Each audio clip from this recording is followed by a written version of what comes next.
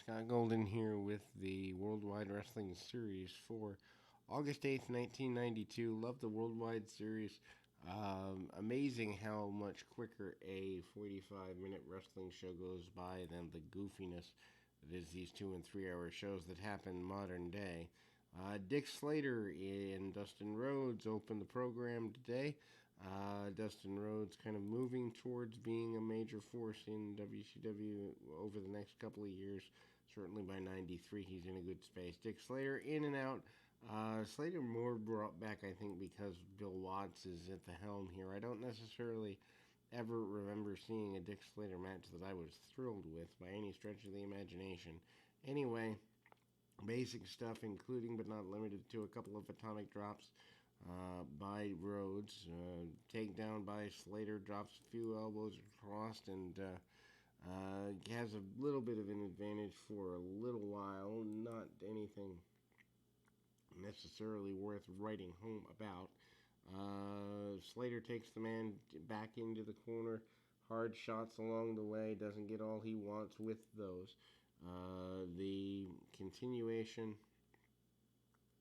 of the battle is pretty much there. Rhodes manages to get the match finished, not super quickly, but quick enough, I guess, as he manages to vanquish Slater with a lariat and later a bulldog. The idea being that Dustin Rhodes and Barry Windham at the time are moving towards the NWA and WCW Tag Team Championships, which unify, or are unified at this point, I believe, held by Williams and Gordy at the time. The Steiners are the main individuals of note. Greg Valentine, who actually costs Dustin Rhodes the match here. For some reason, I was remembering another match and had written about that here where the win goes to Rhodes, but that is not the case in this particular edition. This particular edition is the win going to Slater as Valentine does the run-in. Valentine had been teaming with Terry Taylor in previous weeks, but here managing to align with Greg Valentine. Barry Windham comes out to defend his man. Then highlights of the aggression of the Barbarian. Choke slams and other things, getting him ready for his major push, including being managed by Cactus Jack in the weeks and months to come, getting ready for him to have an opportunity to be in a main event position. I don't know if that was the original plan, but it ends up being the plan. Anderson and Eaton, members of the Dangerous Alliance, in an enhancement match here.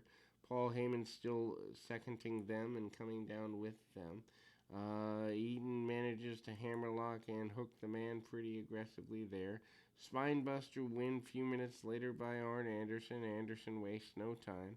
Highlight package of Steve Austin, both wrestling with the Z-Man Tom Zink and confronting a very frustrated Rick Rude. Then we have another first run enhancement talent match. This time Brian Pillman is the man being featured. Pillman with the satellite head scissors all the way around, getting what he wants out of that. Clotheslines and chops by Pillman. Pillman continues to be at the forefront of being one of the leaders for the time period in the junior heavyweight division in WCW.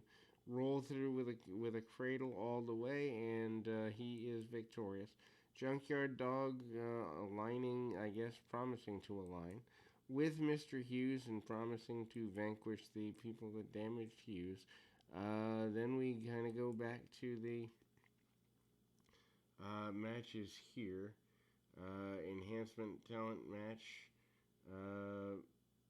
Dallas Page and Vinny Vegas out here.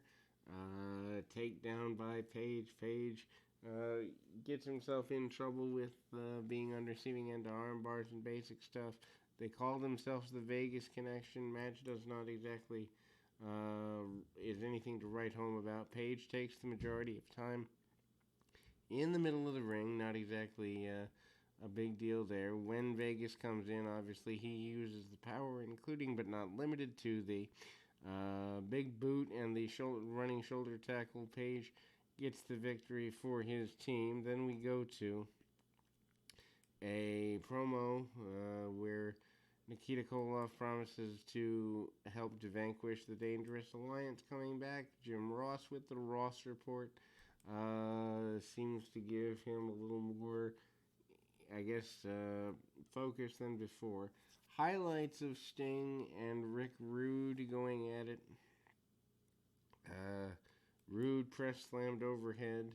Jake Roberts does the run-in, which I've highlighted in great detail on the Saturday night of the same evening. But basically, Sting gets DDT'd on a chair, on a steel chair, by Jake Roberts a couple of times. Roberts brings the Cobra, and looks like they were going to go all the way with Sting and, Jake Roberts, but then we see Bill Watts in the middle of the ring saying that Sting, who was supposed to challenge Vader later in the night, couldn't do so because of the battle that was, and so gotta grab my phone, so we'll be back in 2 shakes of a lamb's tail with that. Anyway, Simmons gets pulled out of a hat to be considered for the opportunity to face Vader. The highlights of the Vader and Simmons match are notable here.